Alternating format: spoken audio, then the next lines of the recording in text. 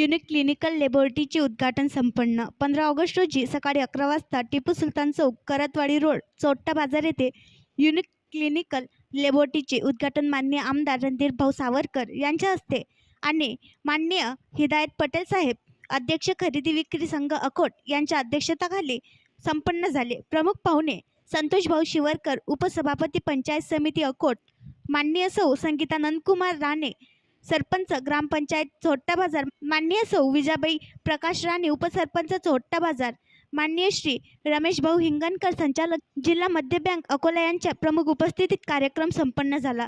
या कार्यक्रमाला खालील मान्यवर उपस्थित होते: विनोद भाऊ मंगळे, मधुरकर पाटील, माननीय पंचायत समिती अध्यक्ष रफिकभाई बंडू पाटील, डॉन मुस्ताक, पत्रकार पवन वर्मा, भडणेसाहेब दादाराव पेठे, जिल्हा परिषद उपाध्यक्ष भाजप अकोला आशिष निपाणी व डॉक्टर आणि इतर मंडळी उपस्थित होती. आणखी नवीन व्हिडिओ पाहण्यासाठी आमच्या देशमुख एक्सप्रेस न्यूज चॅनलला सबस्क्राईब करा, लाईक करा आणि शेअर करा.